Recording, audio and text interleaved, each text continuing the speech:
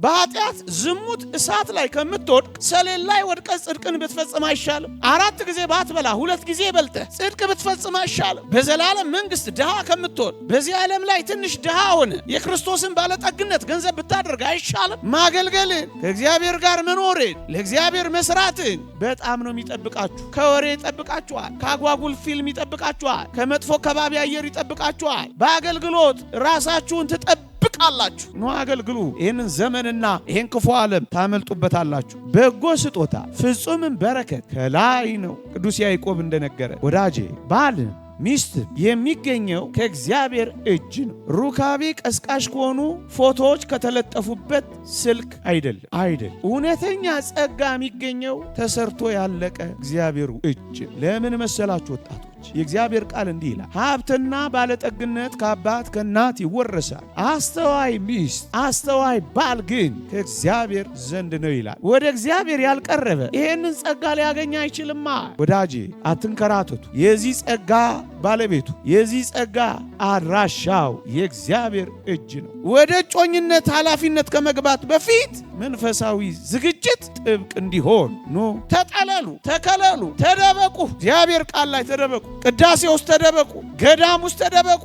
ጸሎት ውስጥ ተደበቁ። ይሄ መንፈሳዊ ዝግጅት። አብርሃምና ሳራ ምንም ሳይኖራቸው ነው የጀመሩት። ምንም ሳይኖር ጀምር፣ እግዚአብሔር ይባርካል። ይሄን ምን አንዴም 3 ጊዜ ድንኳናቸውን እየነቀሉ እየተከሉ ተንከራተዋል ብለናል ባለፈው። ሕይወት ይሄ ነው። የግድ ዌል ፈርኒሽድ መሆን የለበትም። ክርስቲያን ከዛ በላይ ግን እንደ ሰው መስፈርቴ ምን ሊሆን ይገባል? እንደ አንድ ኦርቶዶክሳዊ እንደ አንድ ክርስቲያናዊ ሰው የእግዚአብሔርን ጽድቅ ለመፈጸም ድህነትን ለመፈጸም እንደሚፈልግ እንደ አንድ ምእመን ኦርቶዶክሳዊ መስፈርቴ ምን ሊሆን ይገባል? ጋብቻን በራሳችን እንድንፈጽም አልተፈቀደልን። ያ ማለት ከራሳችን ጋር ሩካቤ እንድንፈጽም አጸያፊ መጽሐፍ ቅዱስ ርኩሰት ነው አጸያፊ ነው እያለ ጠቅሶታል። ይሄ አይታሰብ። ወጣቶች ከሰውነት ያወጣል፣ በጣም ከሰውነት ያወጣል። የዓለም ረክሷል። ይሄን ያበረታታል፣ ቁሳቁስ ሁሉ ያመርታል። ተጸየፉት ወጣቶች፣ እንዳትሰሙት። የተስማ ድምፅ የትራይ ገጸ ለመነኩሴ ብቻ አይደለም። ይሄንን ፊልምም ሐሳብም ምክርም የወንድሞች ልምድ እንዳትሰሙ። በዚህ ውስጥ የገባችሁ መፍትሄ አለው። ንስሐ፣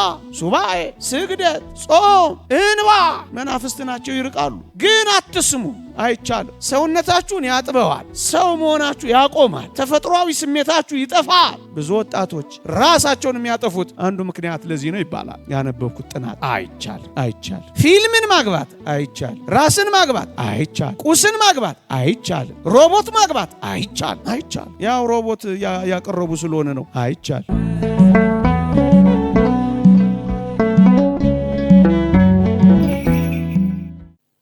በስመ አብ ወወልድ ወመንፈስ ቅዱስ አሃዱ አምላክ አሜን።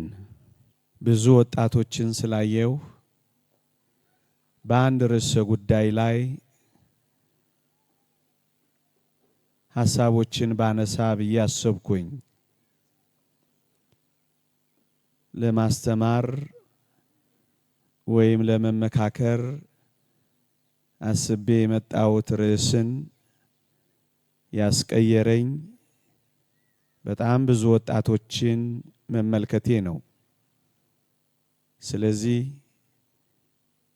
በአንድ ርዕሰ ጉዳይ ላይ ጥቂት ብቻ ለቅምሻ ያክል ጥቆማዎችን አሰማችኋለሁ።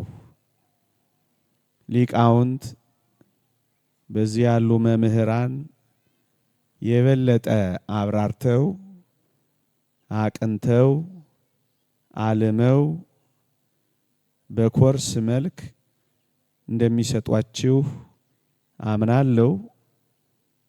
እኔ ከማቀርበው በተሻለ ያቀርቡላችኋል። እኔ ግን እንደ ቅምሻ ይሄ ምግብ ሲበላ ስታርተር እንደምትሉት እንደዛ ቁጠሩት። እግዚአብሔር ከሁላችንም ጋር ይሁንልን። ርዕስ የሚሆነው የወጣቶች የህይወት መንገድ በሚል ርዕስ ነው የምንማረው። ሰፋ ያለ ዝርዝር ጉዳይ ያለው ነው። እኔ ግን እግዚአብሔር ከረዳኝ ቀስ ብዬ ጥቂት ነጥቦችን ለመዳሰስ እሞክራለሁ።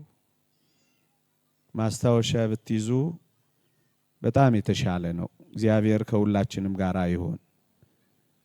ቅዱስ አትናቴዎስ ዳግመኛም ቅዱስ ባስልዮስ ዘቂሳርያ የክርስቲያኖችን የሕይወት መንገዶች ብለው የሚገልጿቸው ሁለት የሕይወት መንገዶች አሉ የሚሏቸው የክርስቲያኖች የሕይወት መስመሮች አሉ። እነዚህን የሕይወት መስመሮች ሁለቱም ሊቃውንት የሕይወት መንገዶች ይሏቸዋል። አንደኛው የክርስቲያኖች የሕይወት መንገድ ሙሉ ጊዜን፣ ሙሉ ሐሳብን፣ ሙሉ ጉልበትን እግዚአብሔርን በማምለክ መኖር ነው። ይሄ አንደኛው የሕይወት መንገድ ነው። በብቸኝነት መኖር፣ ሳያገቡ ሳይወልዱ በብቸኝነት እግዚአብሔርን እያመለኩ ብቻ መኖር ነው። አንደኛው የወጣቶች ወይም የክርስቲያኖች የሕይወት መንገድ በሊቃውንቱ አገላለጽ የብቻነት ሕይወት ነው። ቅዱስ ጳውሎስ ያላገባ እግዚአብሔርን እንዴት ደስ እንደሚያሰኝ ስለ እግዚአብሔር ያስባል ይላል። ስለ እግዚአብሔር ብቻ እያሰቡ መኖር፣ እግዚአብሔርን ብቻ በማስደሰት መኖር፣ ልብ ሳይከፈል፣ ጊዜ ሳይከፈል፣ ጉልበት ሳይከፈል፣ እድሜ ሳይከፈል፣ አቅም ሳይከፈል ሙሉ ሕይወትን በብቸኝነት ለእግዚአብሔር ብቻ መስጠት፣ ይሄ ምናኔ ነው። ይሄ ምንኩስና ነው። ይሄ አንደኛው የሕይወት መንገድ ነው። ሁለተኛው የሕይወት መንገድ ደግሞ ያገባ ሚስቱን እንዴት ደስ እንደሚያሰኝ ስለ ሚስቱ ያስባል ያለው ነው ሐዋርያው ጳውሎስ። ሚስትን፣ ባልን፣ ልጆችን እያሰቡ ጽድቅ እየሰሩ መኖር ነው። ይሄ ሁለተኛው የሕይወት መንገድ ነው። ለዚህ ነው አባቶቻችን በእነዚህ ሁለት መንገዶች የሰው ልጆች ክርስቲያኖች በተለይ ወጣቶች ሕይወትን ያገኛሉ። የተወደዳችሁ ክርስቲያኖች ሁለቱም የሕይወት መንገድ የተባሉት ዓላማው ጽድቅን መፈጸም ስለሆነ ነው። በሁለቱም መንገድ ቅድስናን ገንዘብ ማድረግ ነው ዓላማው። በሁለቱም መንገድ እግዚአብሔርን ደስ በማሰኘት መኖር ነው። ለዚህ ነው የሕይወት ብለው የቀጸሉበት።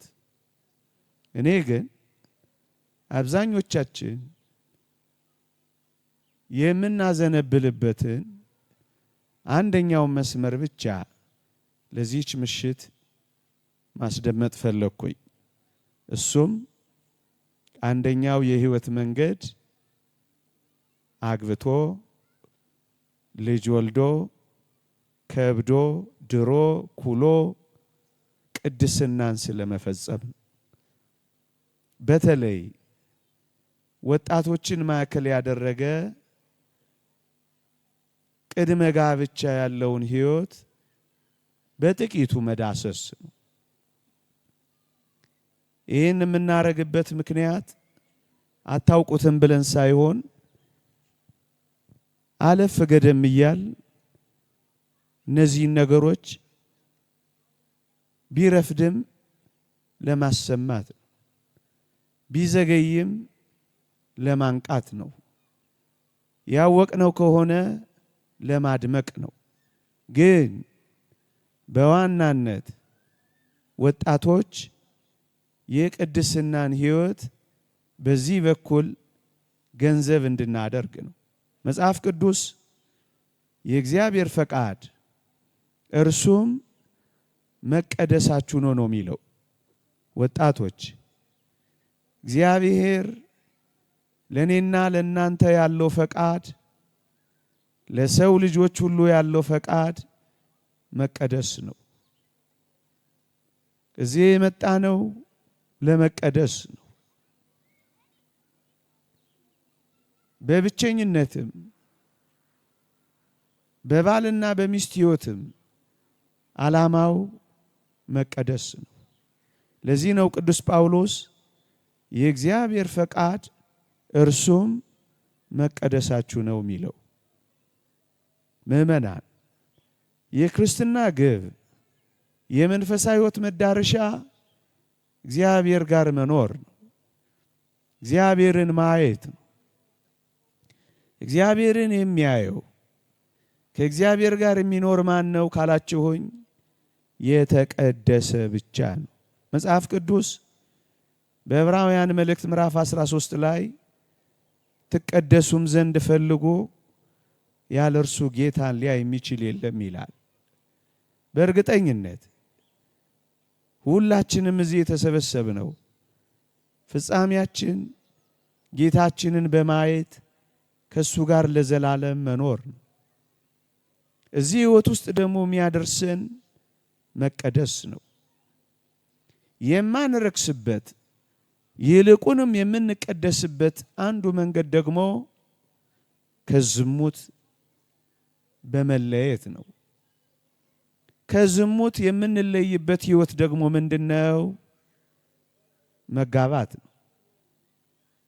መጽሐፍ ቅዱስ ስለ ዝሙት ጠንቅ ለእያንዳንዱ ለራሱ ሚስት ትኑረው፣ ስለ ዝሙት ጠንቅ ለእያንዳንዲቱ ለራሷ ባል ይኑራት ነው የሚለው። ስለ ዝሙት ጠንቅ ወጣቶች መቀደስን የምናገኘው ከሚያረክሱ ነገሮች ራሳችንን በመለየት ነው። አንዱ በቅሎ የሚያስቸግረን የሚያረክሰን ዝሙት ነው።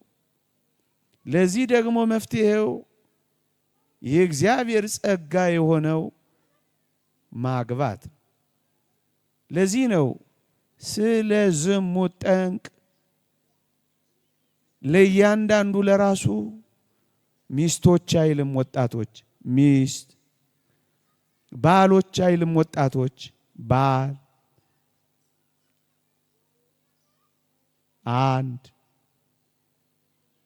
ደግሞስ እጮኛ አይልም ሚስት፣ ገርል ፍሬንድ አይልም ባል ሚስት፣ ቦይ ፍሬንድ አይልም ባል ሚስት። እነዚህ ሁሉ ቃላት ስለ ዝሙት ጠንቅ የምንተርፍበት ሕይወት በባልና በሚስት መካከል ባለ የተቀደሰ ግንኙነት ክርስቲያኖች። ለዚህ ነው መጽሐፍ ቅዱሳችን መጋባት በሁሉ ዘንድ ክቡር መኝታውም ንጹሕ ይሁን ይላል። እግዚአብሔርን ማየት ከእግዚአብሔር ጋር ለዘላለም መኖር የሚፈልጉ መርከስን ይጠላሉ። ላለመርከስ ከእግዚአብሔር እንዳይለዩ ከመንግስቱ እንዳይወጡ ረክሰው እንዳይጣሉ ራሳቸውን ያነጻሉ። ራሳቸውን የሚያነጹት ቅዱስ በሆነው የጋብቻ ሕይወት ይኖራሉ። ልብ በሉ፣ ቅዱስ ለመሆን በዚህ ምክንያት እግዚአብሔር ጋር ለመኖር ነው መንገዱ። የሕይወት መንገድ የተባለው ለዚህ ነው። በዝሙት ጠንቅ ከተወጋን ሕይወትን አናገኝም፣ እንረክሳለን። ለዚህ ነው ሕይወት የሚለውን ቃል ለማምጣት ነው ጥቂት ነጥቦችን እንደ መግቢያ ያነሳሁት። ምእመናን ትቀደሱም ዘንድ ፈልጉ፣ ያለ እርሱ ጌታ ሊያይ የሚችል የለም። ስለዚህ በዋናነት ኦርቶዶክሳውያን ወጣቶች ሐሳባችን እንዲቀደስ፣ መንገዳችን እንዲቀደስ፣ ስራችን እንዲቀደስ ነው መፈለግ ያለብን። ንጹህ እንዲሆን፣ ንጹህ የሚሆነው ደግሞ እግዚአብሔር በሚፈቅደው ንጹህ የመኝታ የጋብቻ የሩካቤ ሕይወት አንዱ ፈተናችን ይሄ ስለሆነ ይሄ ሕይወት የሕይወት መንገድ ከሆነ የብዙ ወጣቶች ወይም ማወቅ ያለብን የመጀመሪያው ጉዳይ መልካም ንጹህ ሕይወትን እፈልጋለሁ፣ የተቀደሰ ሕይወት ገንዘብ ማድረግ እሻለሁ። ታዲያ ይሄንን ሕይወት እግዚአብሔር ፈቃዱ መሆኑን ለኔ በምን አውቃለሁ? ልክ ነው። ይሄ መጠየቅ ያለበት ሕይወት ነው። አባቶቻችን ያስተማሩንን ከመጻሕፍት ያገኘሁትን ይሄ እግዚአብሔርን ፈቃድ እንዴት ላውቅ እችላለሁ ለምትል ንጹህ መሆን ለምትፈልግ ነፍስ መምህራን ያስተማሩንን መጻሕፍት የጠቆሙንን እነዚህን ጥቂት ነጥቦች አከታትዬ ላቅርብ። የመጀመሪያው የእግዚአብሔር ፈቃድ የሚገለጠው እንደ ፈቃዱ በሚኖሩ ሰዎች ነው። የእግዚአብሔርን ፈቃድ ማወቅ ከፈለክ አንተ ወጣት ክርስቲያን ያቅምህን ያክል የቻልከውን ያክል እንደ ፈቃዱ መመላለስ አለብህ። የእግዚአብሔር ፈቃድ የሚገለጠው እንደ ፈቃዱ በሚኖሩ ሰዎች ሕይወት ውስጥ ነው።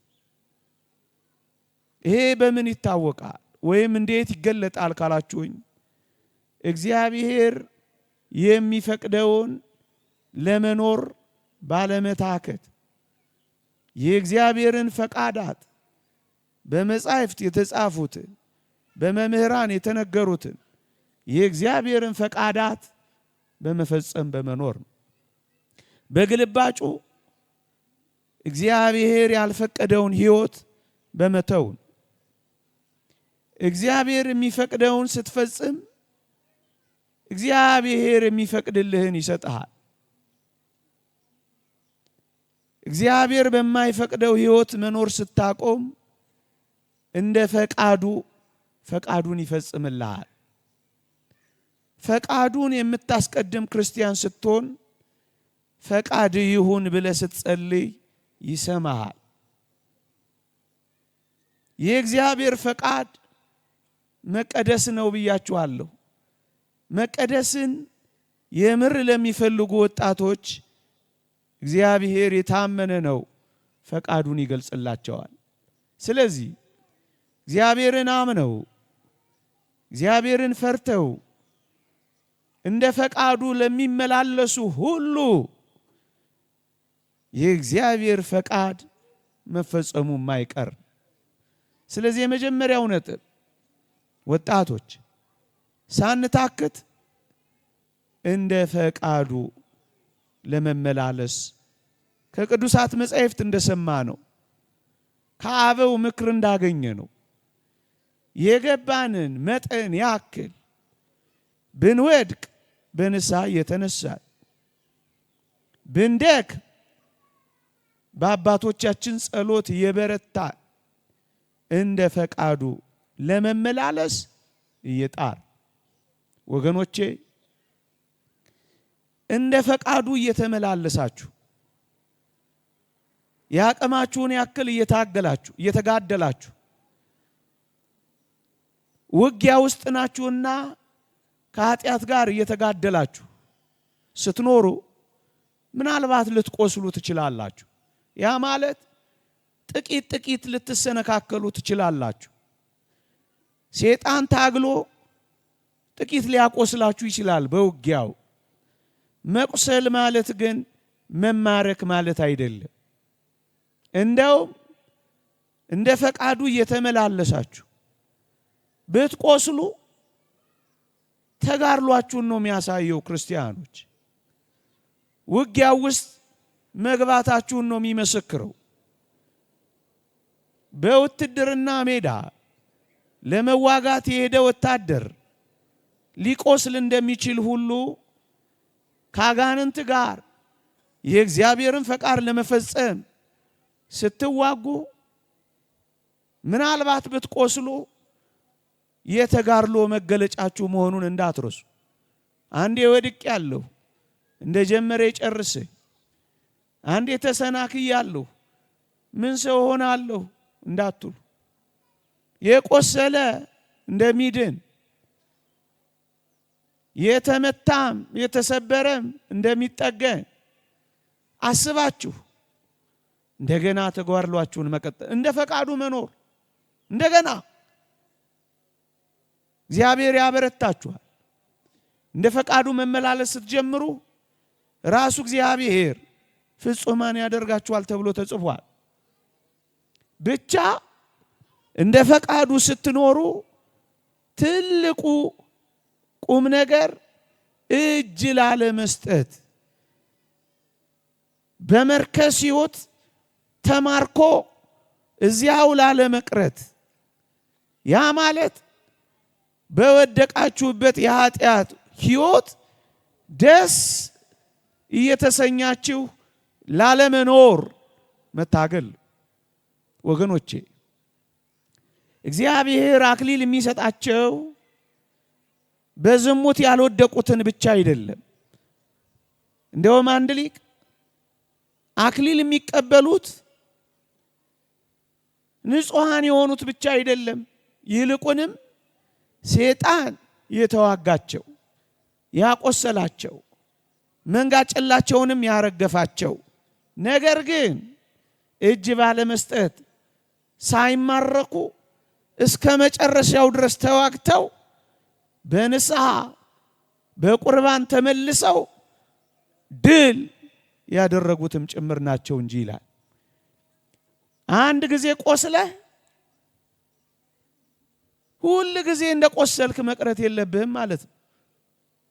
ብዙ ወጣቶች አንዴ ቆስያለሁና እንደጀመረ ይጨርሰኝ፣ አንዴ ወድቅ ያለውና የወደቅኩበት በዚያው ልቅር ይላሉ። እንደ ፈቃዱ መመላለስ እርግጥ ነው ልንወድቅ እንችላለን፣ ግን እንነሳለን የሚሉ ወጣቶች ያስፈልጋሉ። ግን እሰበራለሁ እጠገናለሁና እሰበራለሁ የሚል ዜማ ግን የሚያዜሙ ወጣቶች ያስፈልጉ።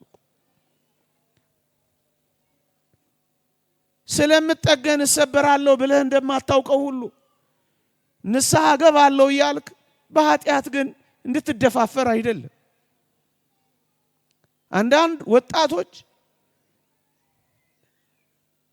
ፍጹም ኃጢአትን እስኪጸየፉ እስኪጠሉ ድረስ መጋደል አይፈልጉ። ዛው ይሄ እንደ ፈቃዱ መመላለስ አይሆንም። ስለዚህ ጨክኖ ወደ መተው መፈለግ፣ መጥላት፣ መጸየፍ ወደዚህ ያደገ ይሄዳል። የእግዚአብሔር እውነት የሚታወቀው እንደ ፈቃዱ በሚመላለሱት ውስጥ ፈቃዱን የሚፈጽም አምላክ፣ ፈቃዱን የሚገልጥ አምላክ መሆኑ የታወቀ ነው። ስለዚህ እግዚአብሔርን በማመን እሱም በመፍራት ትእዛዛቱን ለመፈጸም በመጨከን እግዚአብሔርን ለመምሰል ራሳቸውን ለማስለመድ በሚጥሩ ወጣቶች ታይቷል። እግዚአብሔር ፈቃዱን ይገልጻል። አንድ ሁለተኛው ልንኖርበት ያለው የህይወትን መንገድ ሰጪው እግዚአብሔር በጎ ስጦታ ፍጹምም በረከት ከላይ ነው። ቅዱስ ያዕቆብ እንደነገረ ወዳጄ ባልም ሚስትም የሚገኘው ከእግዚአብሔር እጅ ነው። ሩካቤ ቀስቃሽ ከሆኑ ፎቶዎች ከተለጠፉበት ስልክ አይደለም።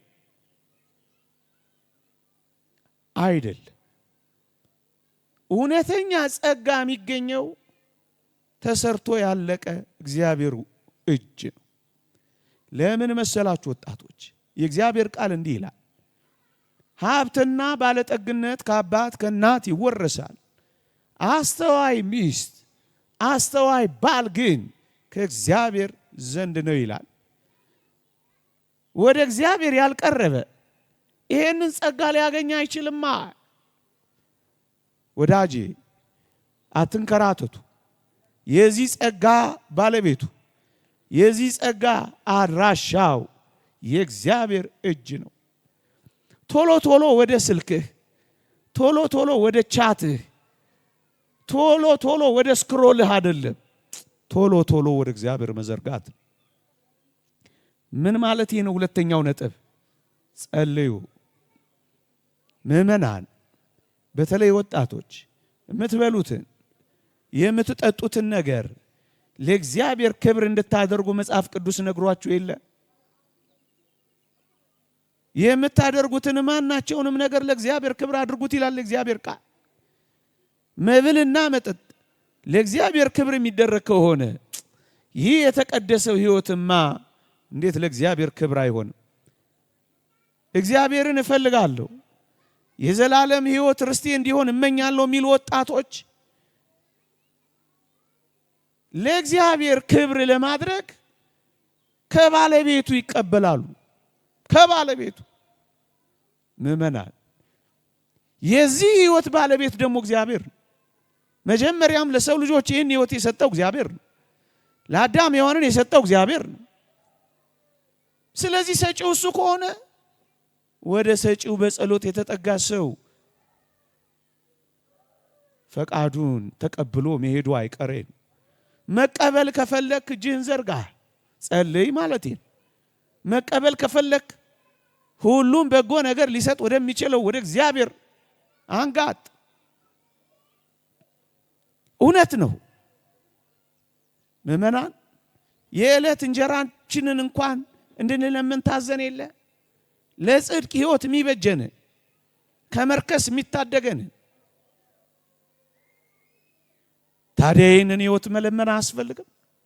አትፈሩ፣ አትፍሩት። እግዚአብሔር አባታችን ነው፣ ይሰጠና እንዴ ያው ሁሉን ነገር እንዲያው እንዴት አይሰጠንም ተብሎ ተጽፎ የለ? የጽድቅ ሕይወትን ከፈለክ እንዴት ሊከለክል ይችላል? ቅድስና እንፈልጋለሁ ስጠኝ ለሚል ነፍስ እግዚአብሔር እንዴት ላይሰጥ ይችላል? ጸልይ፣ ሱባኤ ያዝ፣ ለምን ማነው ማናት እያልክ እውነት እንነጋገር ከተባለ ገዳም አታጨናንቅ። እግዚአብሔር በአባቶቻችን ይገልጣል፣ ግን ጸልይ፣ በርታ። ጥንቆላ እንዳይመስል፣ ሌላም ነገር እንዳይመስል በኋላ አመጣበታለሁ። ቅዱስ ዮሐንስ አፈወርቅ ማግባት ስትፈልግ አስቀድመ ጸልይ፣ ሐሳብህን ለእግዚአብሔር ንገረው፣ እግዚአብሔር መርጦ እንዲሰጥ ለምነው። አንተ እንደዚህ እርሱ እንዲመርጥልህ የምታደርግ ከሆነ አክብረኸዋልና እርሱም ላንተ በጎ የትዳር አጋር በመስጠት ያከብርሃል። ስለ ትዳር ምንም የማያጓደኛህን ምረጥልኝ ለምን ትለዋለህ? ምን ያውቃል እሱ? ስለ ጽድቅ ሕይወት ምንም የማታውቀውን የሥራ ባልንጀራሽን ምረጭልኝ ብለሽ ለምን ታስቸግሪያለሽ? ምረጥልኝ ብለህ ማስቸገር ያለብህ አምላክን። እሱን ነው የሚለው ቅዱስ ዮሐንስ አፈወርቅ። በጣም ልምድ የሌላቸው ሰዎች ጋር ምክር እየጠየቃችሁ አደራችሁን ሕይወታችሁን አታበላሹ።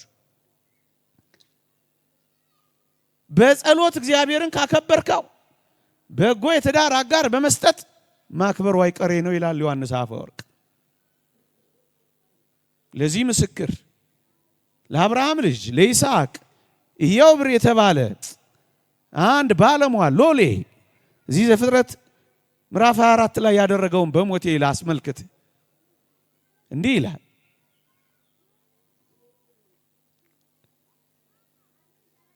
እዩ ለአብርሃም ልጅ ለተወደደ ልጅ ሚስት ፍለጋ ሲወጣ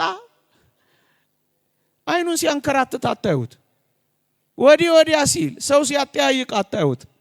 አንድ ነገር አደረገ። ምን አለ? ወደ እግዚአብሔር ጸለየ። ምን ብሎ? አንተ ጠጣ ግመሎችንም ደግሞ አጠጣለሁ የምትለኝ ቆንጆ እርሷ ለባሪያ ለይስሐቅ ያዘጋጃት ትሁን፣ በዚህም ለጌታዬ ምሕረትን እንዳደረክ አውቃለሁ ብሎ ጸለየ። ጸልይ። እንዲህ ያሉ በጎ ስጦታዎች የእግዚአብሔር ምሕረቶችና የእግዚአብሔር ጸጋዎች ናቸው በጸሎት የሚገኙ፣ በስክሮል አይደለም። ምናልባት ከዕለታት አንድ ቀን ሊሆን ይችል፣ እግዚአብሔር ነው የሚሰጠው። ወዳጄ የጋብቻ የትዳር ማኑዋሉ እግዚአብሔር ነው። ማኑዋሉ ያለው እግዚአብሔር ጋር። አሁን ይሄ ሞንታርቦ ቢበላሽ ማኑዋሉ እስካለ ድረስ ይሰራል። ማኑዋሉ ከሌለ ግን እንደተበላሸ ይቀራል። ትዳር ምድራችን ላይ ለምን የተበላሸ ይመስላችኋል? ከሰሪውና ከማኑዋሉ ውጭ ገጣሚዎች አለን የሚሉ ብዙዎች በስተው ይመስለኝ። ስለዚህ ወደ ባለቤቱና ሁለተኛ ጸልይ፣ ሁለተኛ ፈቃዱን ጠይቅ፣ ሁለተኛ ወደ እግዚአብሔር ቅረብ፣ ሁለተኛ ልዑልን አስፈቅድ፣ አንጋጥ፣ ወደሚሰጥህ እጆች ተዘርጋ፣ እጆቹን ያዝ፣ ከዛ ትቀበላል። ሶስተኛ እግዚአብሔር አንተ አጠገብ እንደ እግዚአብሔር ፈቃድ የሚኖሩ ሐሳቡን ፈቃዱን የሚገልጹልህ ደጋግ ሰዎች ይኖራሉ። እነማን? ደጋግ ካህናት፣ ደጋግ መምህራን፣ የንስሐ አባትህ። ይኸው ምናልባት ለአንተ ባይገለጥልህ እንኳን የሚገለጥላቸው ደጋግ መንፈሳውያን ሰዎች ይኖራሉ። አንደኛ የእግዚአብሔርን ሐሳብና ፈቃድ ይገልጹልሃል፣ ያስተምሩሃል። ሁለተኛ ይጸልዩልሃል። ስለዚህ ለአንዳንዶች እግዚአብሔር በወደደው መልኩ ይገልጻል። ስለዚህ ፈቃድህን ዝም ብለህ ብቻህን አትወስን። አባት አለህ፣ በምክረ ካህን ትኖራለህ። ንስሐ አባት እንዲጸልይልህ ትጠይቃለህ። በጸሎት እንዲያግዝህ ትለምነዋለህ። ጠጋ ብለህ ታማክረዋለህ። ፈቃዱን የምታገኝበትን መንገድ አስተምረኝ ትለዋለህ። ምናልባት ንስሐ አባት ይህን ማድረግ ባይችል እንኳን ከንስሐ አባት ዝቅ ያለ መንፈሳዊ አማካሪ ትፈልጋለህ። መምህሩ፣ የጉባኤ አስተማሪ፣ የሰንበት ትምህርት ቤት መካሪ፣ ከነሱ ጠጋ ትላለህ። ስለዚህ ፈቃዱን ይገልጹልሃል፣ ትምህርት ያስተምሩሃል፣ ስላንተ ይጸልዩልሃል። ሶስተኛ አግናጢዮስ ሊቁ በረከቱ ይደርብን እንዲህ ይላል፣ ወንድና ሴት ጋብቻ ለመፈጸም ቢፈልጉ አንድነታቸው በጳጳሱ ይረጋገጣል። በዚህም ጋብቻው በስጋቸው ፈቃድ ሳይሆን በእግዚአብሔር ፈቃድ የተመሰረተ ይሆናል ይላል። ያለ ጳጳስ ፈቃድ አይሆንም ነው የሚለው። ያለ ካህን ፈቃድ አይሆንም ነው የሚለው። ወጣቶች ተጫጭታችሁ ስትጨርሱ ና ባርክልን አትበሉት፣ ጸልይልን በሉት። ልትጋቡ ስትሉ ቢፌ ፊት አታቁሙት፣ ና ባርክልን በሉት። በኋላ ቆይተን አፋታኝ እንዳትለው ያስተምርህ። ይምከርህ፣ መንገድ ያሳይህ፣ ይፍቀድልህ። ሲያልቅ ቢፌ ባራኪ አታድርገው። ስትጣላ ማኩረፊያና ማልቀሻም አታድርገው። መጀመሪያ አስፈቅደው። አብሮህ እንዲቆም በጸሎት ለምነው። የእግዚአብሔርን ፈቃድ ይገለጻል። አንተ አቅም ባይኖርህ እንኳን እሱ ልምድ አለው፣ የመጠየቅ አቅም አለው፣ ያግዛሃል። ብትሳሳትስ ይመራሃል፣ እጆችህን ይዘዋል፣ ይደግፈሃል። ስለዚህ ቅርብ ያለ ምክረ ካህን አጠገብህ ቅዱስ አግናጢዮስ የሚል እንዲያረጋግጥልህ ያስፈልጋል። ሌሎች እንዲያረጋግጡልህ አትኳትን። የእግዚአብሔር ፈቃድ ምክር ያለው ሰው ያስፈልጋል። ፈቃዱን እንዴት ልወቅ? ይሄው እንደዚህ ማወቅ ይቻላል። አንደኛ። ሁለተኛ ዓላማው ገብቶኛል፣ የጽድቅ ሕይወት እንደሆነ ተረድቶኛል። ፈቃዱን እንዴት ላውቅ እንደምችል ጥቂት ጥቆማ አግኝቻለሁ።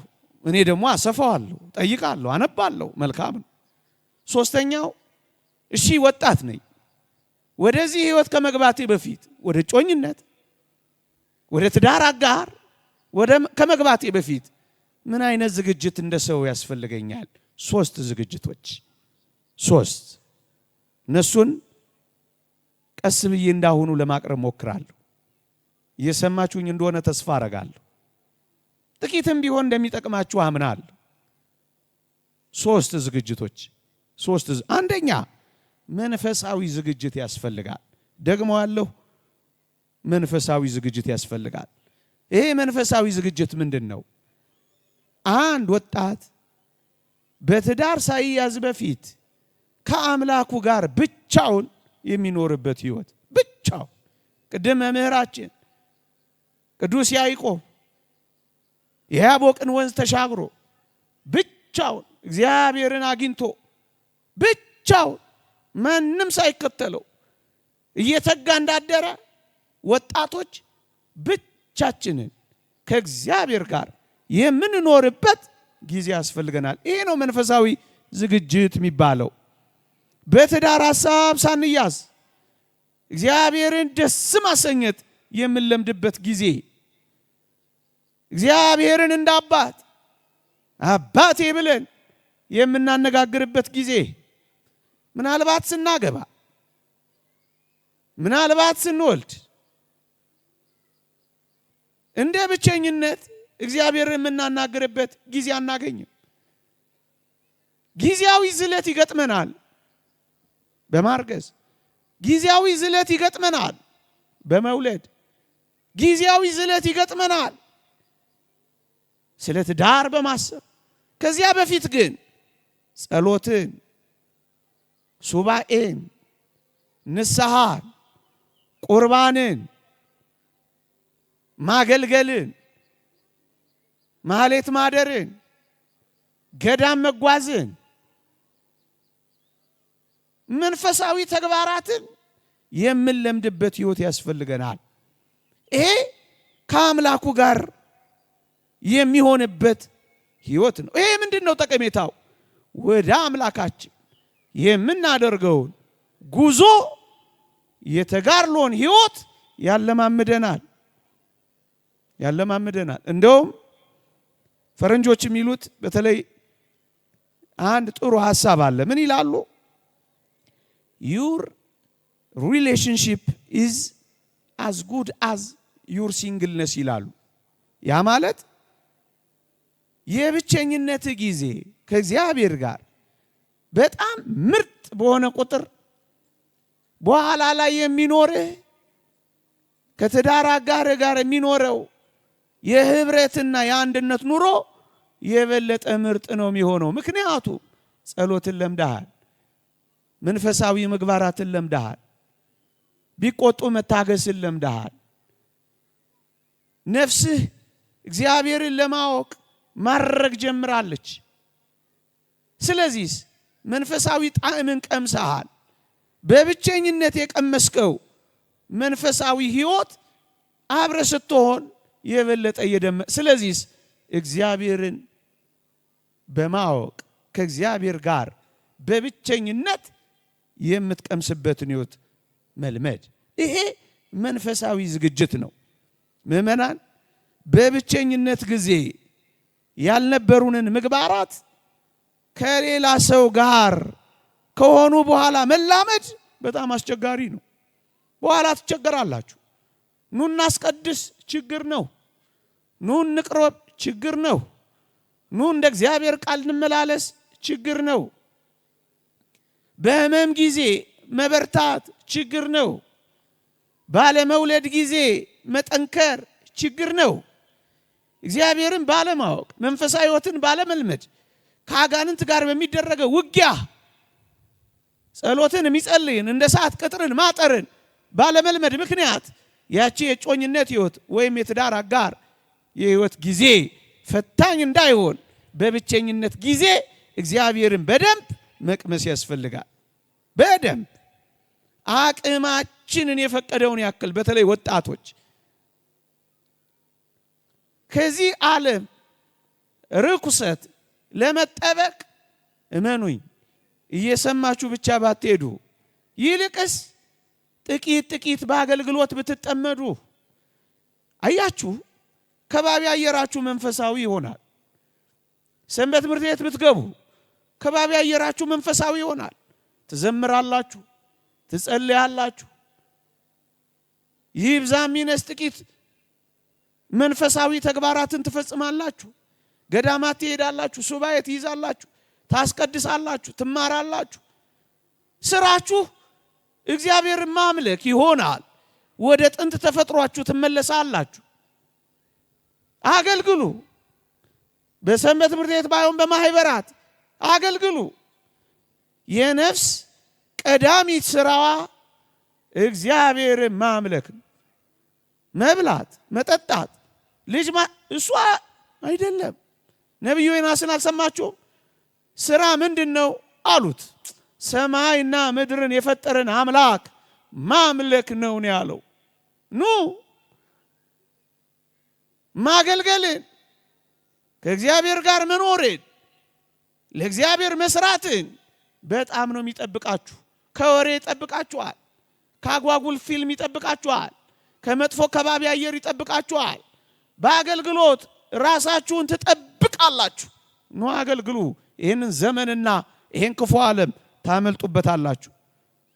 ወደ ጮኝነት ኃላፊነት ከመግባት በፊት መንፈሳዊ ዝግጅት ጥብቅ እንዲሆን ኑ ተጠለሉ፣ ተከለሉ፣ ተደበቁ።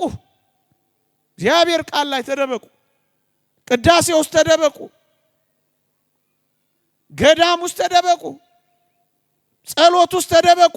ይሄ መንፈሳዊ ዝግጅት ብቻችሁን እግዚአብሔርን ማወቅ መልመድን ኃላፊነት ሳትገቡ በፊት ይሄን ኃላፊነት ለመሸከም ራሳችሁን ማብቃት። ምክንያቱ ትዳር፣ ምክንያቱ እጮኝነት አንዱ ማስተዳደር የሚፈልገው መንፈሳዊ ሕይወትን ነው። በዚህ ዘመን ችላ ስላለው ነው። መንፈሳዊ ሕይወትን ማስተዳደር ይፈልጋል። ለዛ ደግሞ ጥብቅ ዝግጅት ያስፈልጋል። ስለዚህ በብቸኝነት እግዚአብሔርን ጋር የምንኖርበት ሕይወት መንፈሳዊ ዝግጅት፣ ጸሎትን፣ ንስሐን፣ ማስቀደስን፣ ማገልገልን፣ ሱባኤ ማያዝን፣ ወደ ገዳም መሄድን፣ ሌሎችም ምግባረ ሰናይ ድሆችን መጎብኘትን ብቻ ጊዜን እግዚአብሔርን የሙሉ ጊዜ አገልጋይ ሆኖ ማሳለፍ። አንድ የመጀመሪያው ከአምላካችን ከእግዚአብሔር ጋር መኖር ነው። ይሄ መንፈሳዊ ዝግጅት። ሁለተኛው ዝግጅት ሰው መንፈሳዊ ብቻ አይደለም፣ ስፒሪቹዋል ቢንግ ብቻ አይደለም፣ አእምሮአዊ ነው፣ ኢንተሌክቹዋል ቢንግ ነው። መወሰን ማመዛዘን ይፈልጋል። ስለዚህ ለዘላቂው ሕይወታችሁ ለዘላለም የሕይወት ጉዳያችሁ አመዛዛኝ፣ አሳቢ፣ አሰላሳይ መሆን አስፈላጊ ነው። ለምንድን ነው ብዙ ትዳሮች የሚፈተኑት? ብዙ ጮኞች ጀምረው የሚያቋርጡት፣ ሞክረው የሚፎርሹት፣ ተሰነካክለው የሚቀሩት፣ ወንድ የሚጠሉት፣ ሴት የሚጠሉት፣ አታሳይኝ የሚሉት ለምንድን ነው? ይሄ ዝግጅት ባቦ ሰጥ ስለሚሆኑ እግረ መንገድ ሲገናኙ ይላመዱና በቃ ጭልጥ ይላሉ። ሳይዘጋጁ ድንገት ይይዛቸዋል። ዝግጅት ስለሌለ ትንሽ ነገር ስብር ያደርጋቸዋል። ስለዚህ ሁለተኛው ዝግጅት አእምሮአዊ ዝግጅት እሱ ምንድነው? ከራስ ጋር የምንቀመጥበት ደግሞ አለው። ከራሳችን ጋር የምንቀመጥበት መጀመሪያ ከእግዚአብሔር ጋር ከዛስ ከራስ ጋር ከትዳር አጋሩ ጋር ከመቀመጡ በፊት ከጮኛው ጋር ከመቀመጡ በፊት ከራሱ ጋር እንዲቀመጥ። ያ ማለት ምን ማለት ነው? ራሱን እንዲያውቅ ወዳጄ። ፍላጎትህን በቅጡ ካላወቅ ለምርጫ መቸገር አይቀሬ ነው። ለዚህ ነው አንዳንድ ሰዎች ካገቡ በኋላ ያሉ እየተቃጠሉ ሲኖሩ የሚኖሩት። ቺኮ ምርጫ ይሄ እኮ ምርጫ እንደው ምን ሲያረግ እንደከተተኝ እንደው ስጠበስ እኖራለሁ ግሪል። በጣም ብዙዎች ዘመናቸውን በብስጭት ይኖራሉ፣ ሳይቀበሉት ይኖራሉ።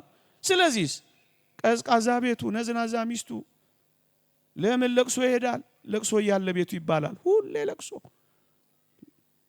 ይሄ እንዳይሆን በቅጡ ራስህን ምንድን ነው የምትፈልገው ማወቅ አለብህ። ይሄን ለማወቅ ዝም ብለህ እየባከንክ አይደለም። ቁጭ በል፣ ከራስህ ጋር ቁጭ በል።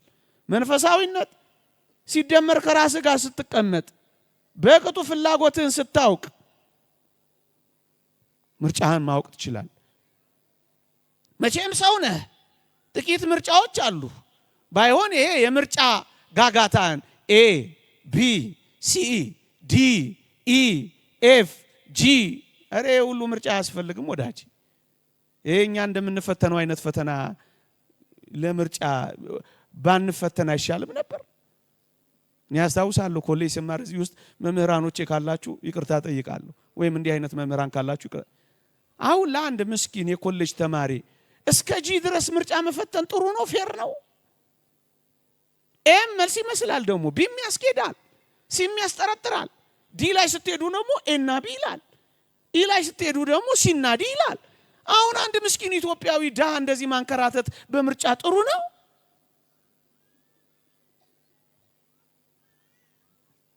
አንተም ወጣት ሆይ ራስን ካላወቅ በጎዳና የወጣው ሁሉ ያንተ እንድትሆን ተመኝተ መከራን ስትበላ መኖር እድሜው ሜዳ። ስለዚህ ቁጭ በል ቁጭ በል። ይሄ ምን ይመለከታል? ፍላጎትህን ትለያለህ፣ ደካማ ጎኖችህን ታውቃለህ፣ ጥንካሬዎችን ታስቀጥላለህ፣ ደካማውን ታሻሽላለህ። ይሄ በአጠቃላይ በጣም ጥሩ ነገር የሚሰጥህ ለምንድን ነው ማግባት የፈለኩት ብለውን የመለስክለት ነው። ብዙዎች ለምን እንደሚሆን አያውቁ። በተለይ አንዳንዶች ሁላችንን የማይመለከት ጓደኞቻችን እጮኛ ሲይዙ እሷም አይዛ እሱም አይዛ ብሎ ብቸኛ መሆኔ ነው ሳያቸዋለሁ። ከዛስ ምንም ዓላማ የለም እኮ ለምን እንደያዙ አውቁት። ከዛስ በቃ ፉክክር ይሆናል፣ ትከሻ ለትከሻ መለካካት ለማሳየት ይሆናል፣ ፎቶ እየተነሱ ለመለጣጠፍ ይሆናል፣ ለማስቀናት ይሆናል። እኔም አለሁበት አይሆንም። ለምንድን ነው የፈለኩት? ለጽድቅ፣ ለቅድስና፣ ለመንግስተ ሰማያት ጉዞ፣ ለህይወት መንገዴ ማቅኛ ነው ወይ? ወጣት ኦርቶዶክሳዊ ይህን ያስባል። እድሜ ስለገፋ አይደለም፣ ብቸኝነት ስላለ አይደለም፣ እናቴ ስለጨቀጨቀችኝ አይደለም፣ አስቤዛ ስለበዛ አጋር ስላስፈለገኝ አክሲዮን ሼር አይደለም፣ አይደለም፣ የጽድቅ ህይወት። ስለዚህ ጋብቻ ለምን እንደፈለገ አጥርቶ ማወቅ አለበት። ስለዚህ ከራሱ ጋር ይቀመጣ። እንደባከነ እንደገባ ከዛ ሲባክን ይኖራል፣ ሲጣላ ይኖራል፣ ሲጨቃጨቅ ይኖራል። እቺ ዶሮ አየችኝ ማኩረፍ ነው እንዳይሆን ቁጭ ይላል። የተወደድክ ኦርቶዶክሳዊ ክርስቲያን ሆይ መቼም ማናችን ጥሩ ሰው ለማግኘት ነው የምንፈልገው። ጥሩ የትዳር አጋር፣ ጥሩ እጮኛ። እንደ አንዳንዶች ብትችል ሁሉንም ነገር እሺ የምትል መሬት ቻይ ማትለማ ማትሰማ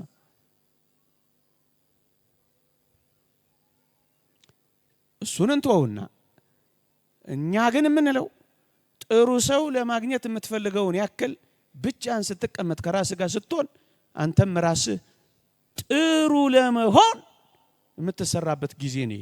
ጥሩ ለመሆን ተሰራ። ጥሩ ከፈለክ ጥሩ ሁን ነው።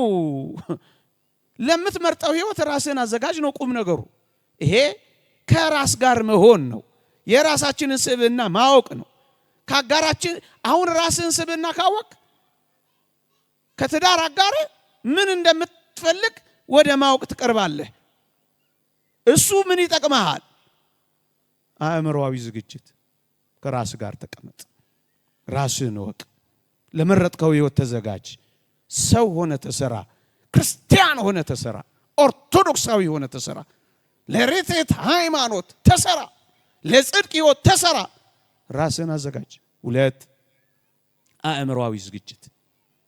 ጥንካሬህን ታስቀጥላለህ፣ ደካማ ጎንህን ትፈትሻለህ፣ ስብዕናህን፣ የህይወት ዘይቤህን፣ የመንፈሳዊ ህይወት ርዕይህን ትገመግማለህ፣ ታስተካክላለህ፣ ትከልሳለህ፣ ትማራለህ፣ ታነባለህ። 2ኛ 3ኛ ባጭሩ የምናገረው ይብዛ ሚነስ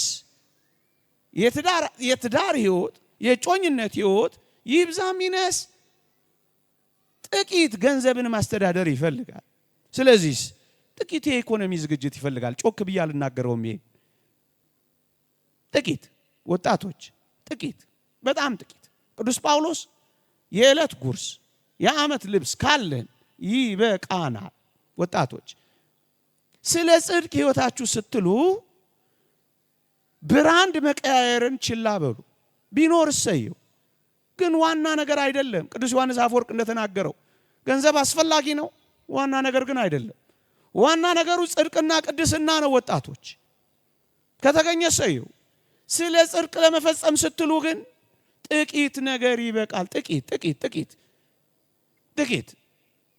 ጽድቅ ነዋ። በኃጢአት እንዳትወድቅ እንዳትረክስ ነዋ። ስለዚህ አልጋ ካለ እሰየው፣ ከሌለስ ፍራሽ ይዘህ ትገባለህ። ምን ግፈኛ ነህ እንዳትለኝ፣ ግን እሱ ነው የሚሻል። በኃጢአት ዝሙት እሳት ላይ ከምትወድቅ ሰሌን ላይ ወድቀህ ጽድቅን ብትፈጽም አይሻልም? 4 ጊዜ ባትበላ 2 ጊዜ በልተህ ጽድቅ ብትፈጽም አይሻልም? በዘላለም መንግስት ድሃ ከምትሆን በዚህ ዓለም ላይ ትንሽ ድሃ ሆነ የክርስቶስን ባለጠግነት ገንዘብ ብታደርግ አይሻልም? አብርሃምና ሳራ ምንም ሳይኖራቸው ነው የጀመሩት። ምንም ሳይኖር ጀምር፣ እግዚአብሔር ይባርካል። ይሄን ምን ከአንዴም 3 ጊዜ ድንኳናቸውን እየነቀሉ እየተከሉ ተንከራተዋል ብለናል ባለፈው። ህይወት ይሄ ነው። የግድ ዌል ፈርኒሽድ መሆን የለበትም። ክርስቲያን ከዛ በላይ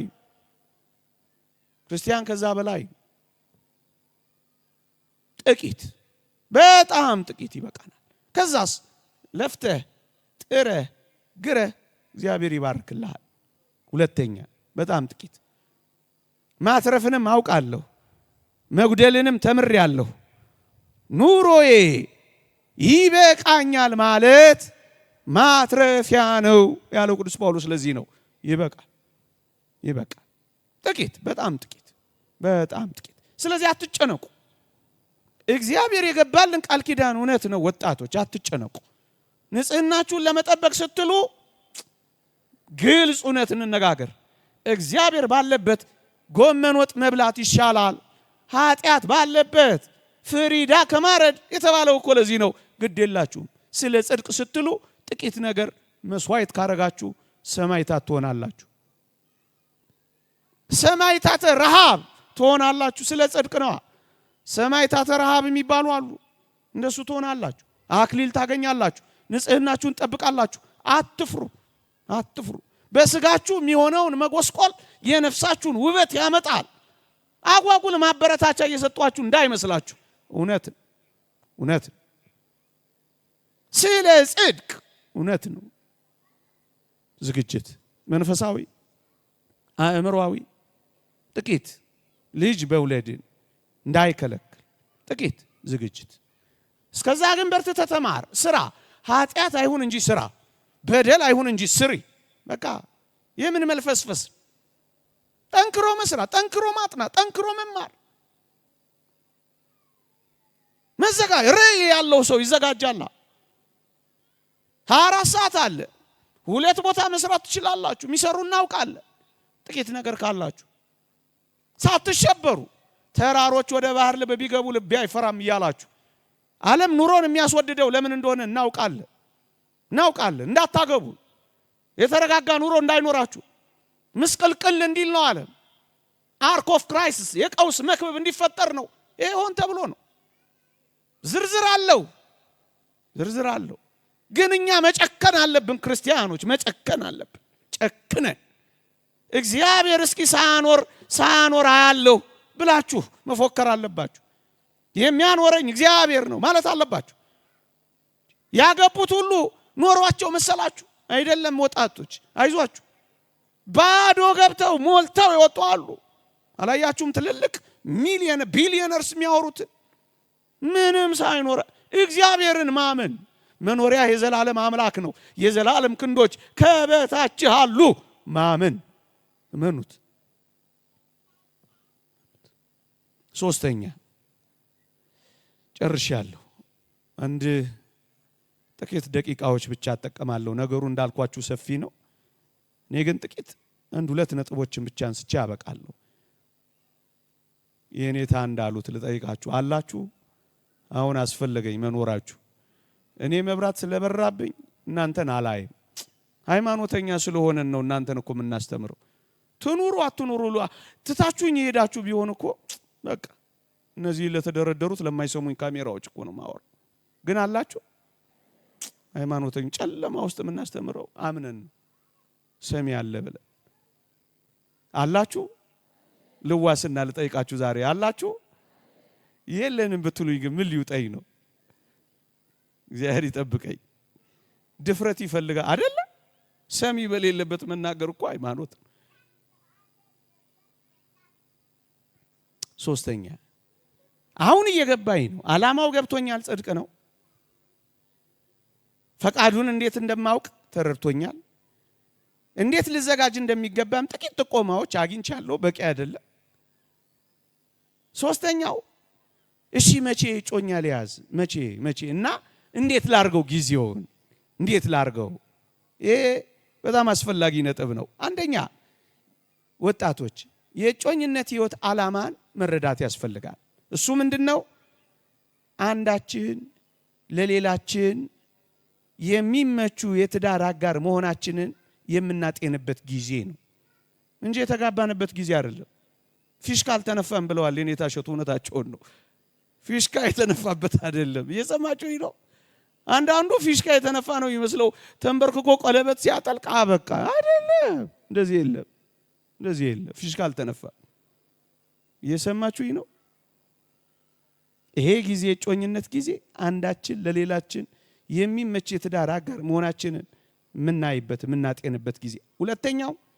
ሁለተኛው ብንጋባ እኔና የጮኛዬ ብንጋባ ክርስቲያናዊ የሆነውን የትዳር ዓላማ ያሳካ ትዳር ሊኖረን ይችላል ወይ ብለን የምናጤንበት ጊዜ ነው። ይሄ ከተዋወቁበት በፍቅር ከተዋደዱበት እስከሚጋቡበት ቀን ያለውን ነው የጮኝነት ጊዜ የምትለው ቤተክርስቲያን። አታውቁትም ብዬ አይደል፣ ከኔ ውጣ ብዬ። ይሄ ጊዜ ግን ማጠርም መርዘምም የለበትም ይላሉ አባቶቻችን። ማጠርም መርዘምም የለበትም። ለምን? በጣም ቢያጠር በቅጡ ላንተዋወቅ እንችላለን። እየሰማችሁኝ ነው? ወይም ልናውቃቸው የሚገቡ ጥልቅ ነገሮች በእርግጥ ሰው ተጠንቶ አያልቅ። እውነት ለመናገር ተጠንቶ ማያልቅ ፒኤችዲ ማይሰራለት ዩኒቨርሲቲ ቢኖር ሰው እውነት አሰብ ምን ነው አይታወቅም።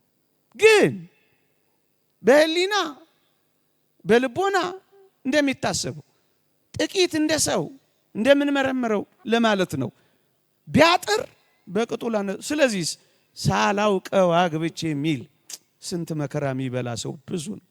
ስለዚህ በቅጡ መተዋወቅ ሲያጥር ለመተዋወቅ እድል አይኖርም። እንኳን አይደለም ጸባዩን ጥርሱን እንኳን ለማየት እድል የሌለው ሰው አለ ኮስተር ብሎ የሚኖር። ስለዚህ በቅጡ ለማወቅ ጊዜ ያስፈልጋል። ይሄ የተካለበ ነገር እንደው እንደሱ ሆኖ እኮ ነው መከራ ፍቺ በፍቺ የሚሆን አይደል። በቅጡ ሰክኖ እፍ ብሎ ሳይሆን ሰክኖ አልበላ በደንብ እየበላን እየጠጣን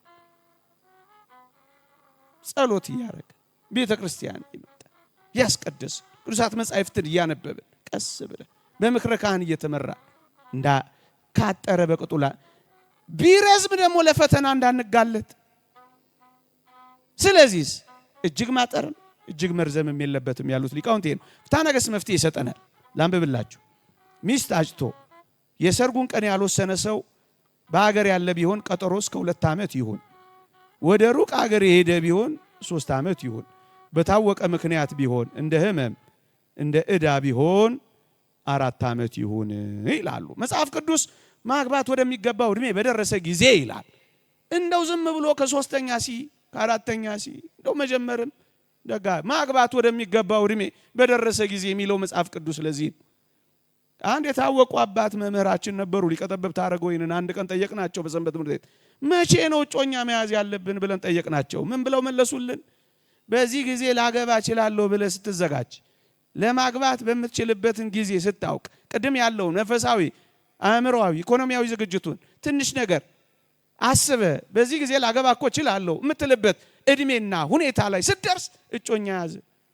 ከዜሮ ከሆነ ግን መከራ ትበላል። በጣም ብዙ ዓመት ይሆንና ለፈተና ትጋለጣል። ለጽድቅ ያልከውን ለኩነኔ ታደርገዋለህ፣ ትጠላላለህ። እግዚአብሔር በእጮኝነት እድሜ ጊዜ እንዳንፈጽመው የከለከለን እንድትፈጽመው ጊዜያቶች፣ ሁኔታዎች፣ መላመዶች፣ መነካካቶች ወደ ፈተናና ወደ ውድቀት ከዛስ እዩ ጊዜውን አውቀናል። ማግባት ወደሚገባው እድሜ በደረሰ ጊዜ ያግባ። በዚህ ጊዜ ላገባ እችላለሁ ብሎ ሲያስብ እጮኛ ያዝ።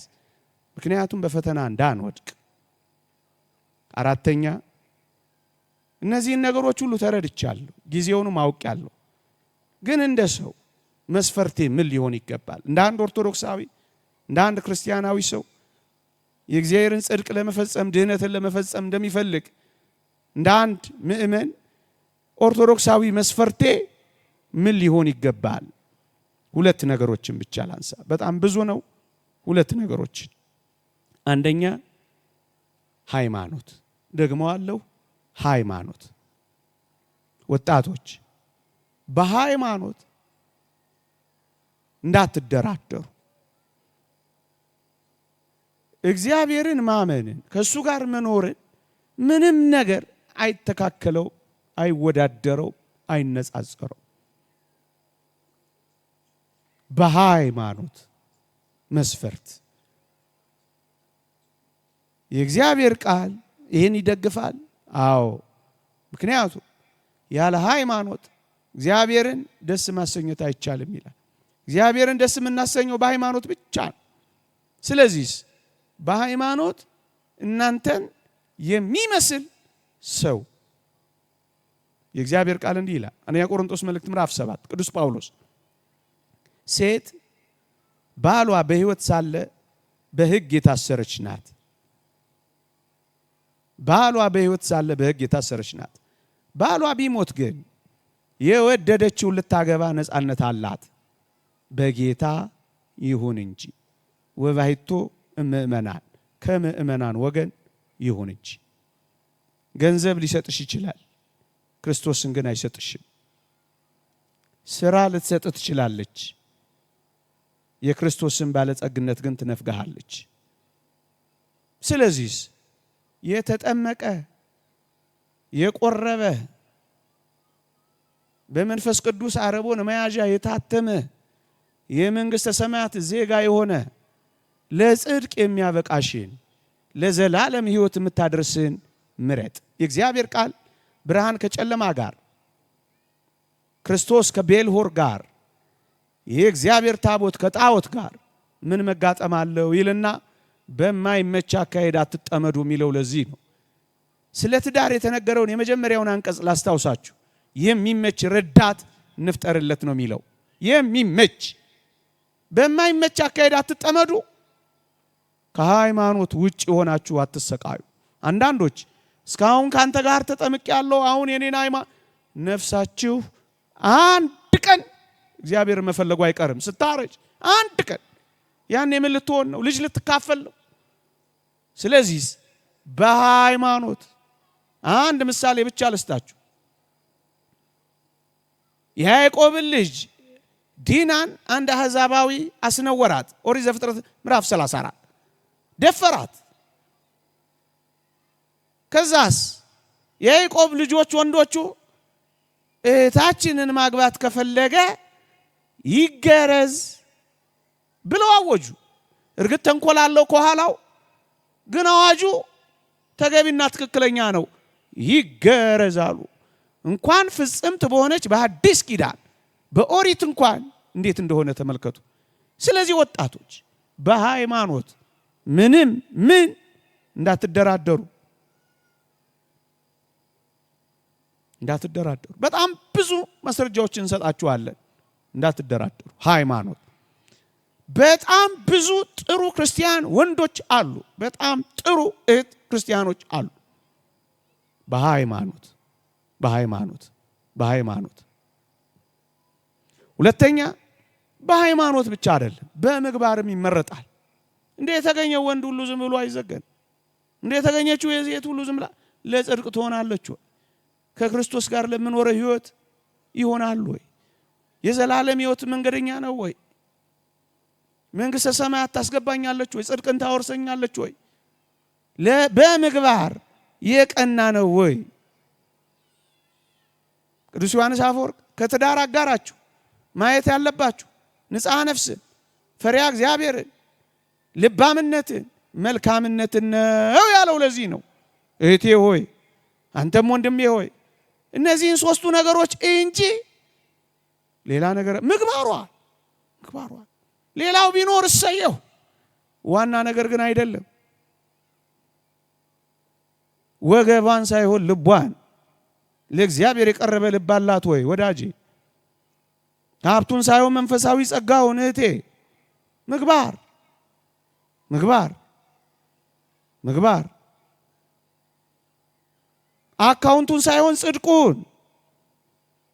አካውንቱን ሳይሆን ጽድቁን፣ ሰልካካነቷን ሳይሆን የነፍስ ውበቷ ጽድቋን፣ የደረቱን ስፋት ሳይሆን የልቡን ስፋት ንጽህናው። እንደሱ ነው ኦርቶዶክሳውያን። ሎጥ እንዴት መከራውን እንደበላ ላስታውሳችሁና ላብቃ። አባታችን ሎጥ አታስታውሱ? በጣም የሚያሳዝን ህይወት የኖረው ለምን ይመስላችኋል? ምእመናን፣ ሰዶም በጣም ለም ሀገር ነበረች። ውሃ ገብ፣ ኢኮኖሚካሊ በጣም ምርጥ ከተማ ነበረች። ሳር አለ፣ ውሃ አለ፣ ለምለም ነው። እግዚአብሔር ለባረከው የከብቱ መንጋ ምርጥ መሰማሪያ ነው። አብርሃምም አንተ ቀኙን ብትወስድ እኔ ግራውን፣ አንተ ግራውን ብትወስድ እኔ ቀኙን ወስዳለሁ ብሎ ሰዶምን ሲመርጥ ለምለም የሆነችዋን አብርሃም ኬብሮንን የአባቶቹን ርስት ነበር የመረጠው። ፍቅር ይሏል ይሄ ተወለት። ሰዶም ግን ለምለም ብትሆንም ሰዎቹ ግን ክፎች ነበሩ ይላል።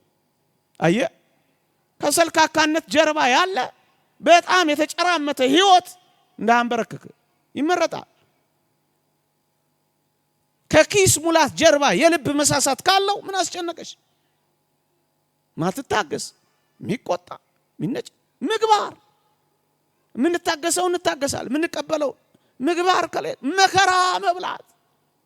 በምግባር የሚመረጥ ለጽድቅ ይሆነኛል ወይ?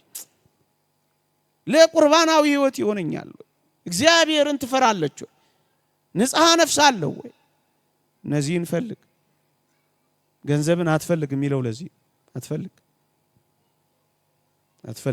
ሎጥ ከሰዶም ሰዎች አንዲቷን አገባ። መጨረሻ ላይ የሆነውን ታውቃላችሁ። ወደ ዞአር ከተማ እጆቿን ይዘው እየጎተቷት ወደ ኋላ አትዩ ተብለው ሎጥ ፊቱን ሲያይ እሷ ወደ ኋላ አየች። የጨው ሐውልት ሆና ቀረች ይላል መጽሐፋችን።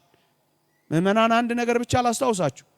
ሎጥ እሺ ወደ ከተማይቱ ወደ ሰዶም እንኳን አይመልከት፣ ወይኔ ሚስቴን ብሎ ዞሮ አያይም፣ አላያት። ለምን?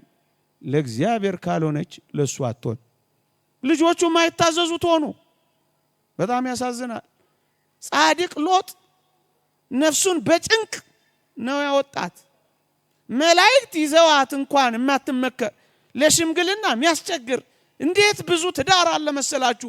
እግዚአብሔርን መፍራት የሌለበት ልብ፣ የከበደ ልብ፣ ሽብረክ ማይል ልብ፣ ፍቅር የሌለው ልብ፣ ስግብግብ የሆነ ልብ፣ ንብረቷን ሀብቷን እንጂ እሷን የማይፈልግ፣ እንባዋን አይቶ ማይራራ፣ ሸካራ እጇን አይቶ ማይደነግጥ ሴትም በዛ አንጻር ይሄ ነው መከራ የሚያበላው። ስንቱ እየተቃጠለ የሚኖረው። ግን ታግሶ ጽድቅን መፈጸም ቁም ነገር ነው። ጥቂት ነገሮችን ልናገር ለወጣቶች። ማይቻሉ፣ ማይፈቀዱ፣ ማይሆኑ በእጮኝነት ጊዜ በድንግልና እንድንኖር መጽሐፍ ቅዱስ ያዛል። እንዳንነካካ። ለምንድን ነው በድንግልና እንድንቆይ እንዳንነካካ እግዚአብሔር የሚፈልገው? መምህራን ያስተምራሉ። እንድንጋባ እግዚአብሔር ስለሚፈልግ ነው። ብዙዎች ንጽህናቸውን ካጡ በኋላ አብዛኛው በጥናትም የተረጋገጠ ነው፣ ይጠላላል፣ ይቷቷዋል፣ ይናናቃል። ሌላ ህይወት ስለሚለምድ የትዳር ህይወቱ እንኳን ሳይቀር ምስቅልቅሎ ይወጣል። ሌላ ይለምዳል፣ ይጠላል። ከመጀመሪያው ፍቅር ኋላ የጠላው ጥላቻ በለጠ እንደተባለ ላምኖን ይሆናል። እንድንጋባ ስለሚፈልግ ነው እግዚአብሔር በንጽህና ቆዩዋል። መጽሐፍ ቅዱስ እነዚህን ሁለት ነገሮች ላሳያችሁ። ስለ ድንግልናው ያፈረ ሰው ቢኖር ያግባ ይላል። ከማግባቱ በፊት አያችሁ በድንግልና ነው የሚለው። ድንግሊቱ ግን ብታገባ ኃጢአት አትሰራም ይላል። ድንግል አያችሁ። ስለዚህ ወጣቶች ንጽህናችሁ ሰማዕትነታችሁ ጠብቁት። ክብር አለው፣ አክሊል አለው፣ ሰማዕትነት አለው፣ የንጽህና አንድነት አለው። ስለዚህ ተጠብቆ የሚቆይ በተለያየ ምክንያት ተሳስቼ ከሆነስ ንስሐ። ቤተ ክርስቲያን ጸሎተ ማስባን የሚባል አላት። ጸልያ ታጋባችኋለች፣ እልል ትልላችኋለች። ግን እንንቆይ። መጽሐፍ ቅዱስ ይላል እናንተን እንደ አንዲት ንጽሕት ድንግል ለአንድ ወንድ ለክርስቶስ ላቀርብ አጭቻችኋለሁ። ሁለተኛ ቆሮንቶስ መልእክት ምዕራፍ 11 ቁጥር 3 እንደ ንጽሕት ድንግል አጭቻችኋለሁ። አየ መተጫጨት በንጽህና በድንግልና መሆኑን ነው የሚያሳየው። ስለዚህ ይሄን ህይወት መጠበቅ በቻል መታግለህም ቢሆን መጠበቅ፣ ከባቢ አየርህን ንጹህ ማድረግ፣ እንዳትሰናከለ መጠበቅ፣ አጭር ቆይታ ብሪፍ ኢንተርቬንሽን እንዲኖር መጠበቅ፣ ቀኑ በራቀ ቁጥር ዘመን በረዘመ ቁጥር እንዳትወድቅ መጠበቅ። አንድ የንጽህና አንድነት። ሁለተኛው ጋብቻን በራሳችን እንድንፈጽም አልተፈቀደልን። ያ ማለት ከራሳችን ጋር ሩካቤ እንድንፈጽም አጸያፊ ነው። መጽሐፍ ቅዱስ ርኩሰት ነው፣ አጸያፊ ነው እያለ ጠቅሶታል። ይሄ አይታሰብ። ወጣቶች ከሰውነት ያወጣል፣ በጣም ከሰውነት ያወጣል። ይሄ ዓለም ረክሷል። ይሄን ያበረታታል፣ ቁሳቁስ ሁሉ ያመርታል። ተጸየፉት ወጣቶች፣ እንዳትሰሙት። የተስማ ድምጽ የትራይ ገጸ ለመነኩሴ ብቻ አይደለም። ይሄንን ፊልምም ሐሳብም ምክርም የወንድሞች ልምድ እንዳትሰሙ። በዚህ ውስጥ የገባችሁ መፍትሄ አለው። ንስሐ፣ ሱባኤ፣ ስግደት፣ ጾም፣ እንባ መናፍስት ናቸው፣ ይርቃሉ። ግን አትስሙ፣ አይቻልም። ሰውነታችሁን ያጥበዋል፣ ሰው መሆናችሁ ያቆማል፣ ተፈጥሯዊ ስሜታችሁ ይጠፋል። ብዙ ወጣቶች ራሳቸውን የሚያጠፉት አንዱ ምክንያት ለዚህ ነው ይባላል። ያነበብኩት ጥናት አይቻልም። ፊልምን ማግባት አይቻልም። ራስን ማግባት አይቻልም። ቁስን ማግባት አይቻልም። ሮቦት ማግባት አይቻልም። ያው ሮቦት ያቀረቡ ስለሆነ ነው። አይቻልም።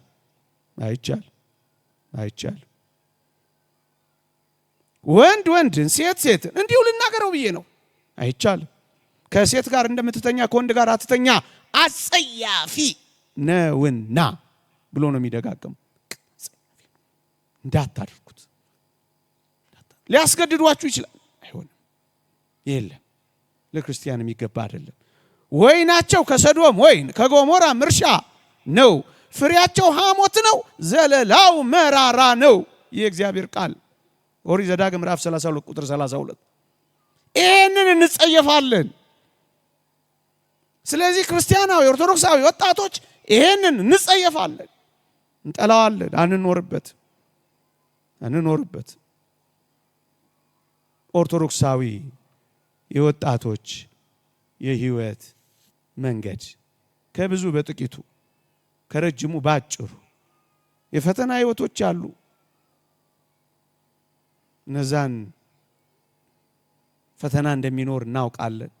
ቤተ ክርስቲያንን ጥግ ያደረገ በቅዳሴው፣ በጸሎቱ፣ በወንጌሉ፣ በጸበሉ፣ በንስሐው፣ በቁርባኑ፣ በአገልግሎቱ ተጠምዶ መኖር መትረፊያ ነው። ግን አደራችሁን ጮክ ብዬ የምናገረው ወጣቶች ጋብቻን አትጥሉ።